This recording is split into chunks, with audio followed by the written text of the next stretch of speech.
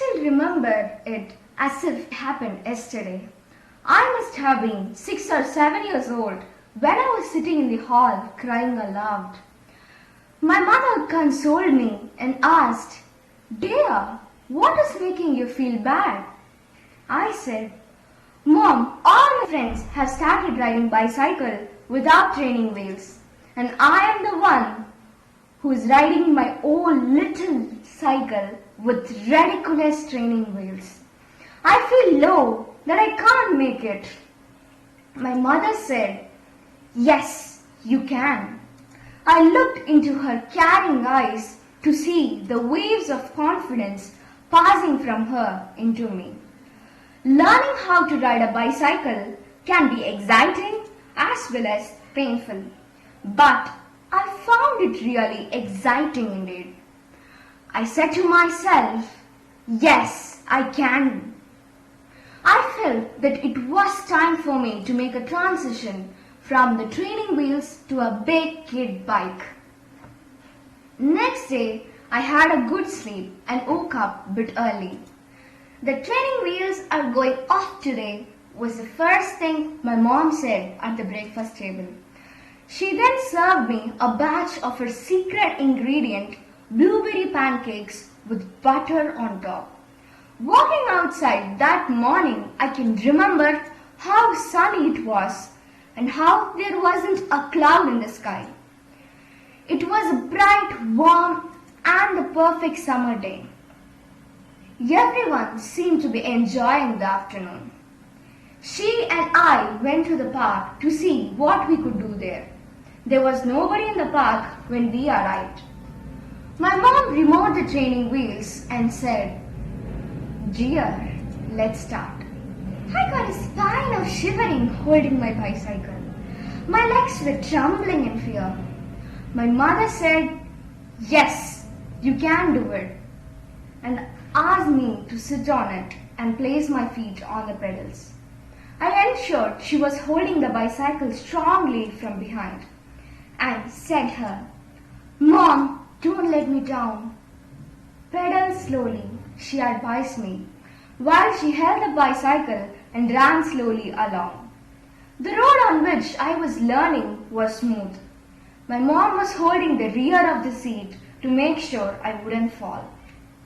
She assured me that I was not going to fall because she would be running right behind holding the bicycle.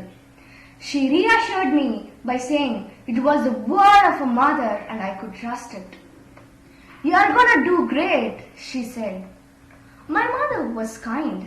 She spent several hours trying to teach me how to ride. She did not let go of me even once. I was indeed very much excited at this opportunity to learn how to ride a bicycle. My dad was abroad during that time and he couldn't help me in riding the bicycle. I thanked my mother for her kindness and patience. By the time I got the hang of it, the sun was going down. So she said we could continue tomorrow. At dinner, she cooked my favorite dosa and tomato chutney. Because of the hard work I put in, I ate like a gluten monster. The next day, we started again. My mom took me to a road. I started to pedal and the bicycle moved. Once it started to move, I felt pedaling was much easier than I remembered. "Would it be as easy to ride the bicycle without you holding on it?" I asked. She did not answer me because she couldn't run holding the bicycle and talk at the same time. Or this is what I thought. After a few seconds, I would have known the reason for her silence, but for the time being, I told her we could stop if she was feeling tired. Again, she did not reply. I turned back to see if she was feeling okay. I saw her except she wasn't where I expected her to be. She was about 50 meters away from where I was. Suddenly, I felt quite giddy. I was scared to death that I was going to fall and hurt myself. When I was scared, my mind went blank from pedaling, and I just wandered off. I forgot how to use the brakes, lost control, and fell right off the bicycle. I cried, but no one was looking at me because, well, no one was there. She ran over and said she let me go because she could no longer keep up. After I was done crying, she told me there was nothing more she could teach me, that I had already learned enough. I only needed some practice now. I was extremely happy to hear this. She said that if I could ride it in the same way I rode it for 15 meters, I had no problems. I practiced for few more hours and I was getting pretty good.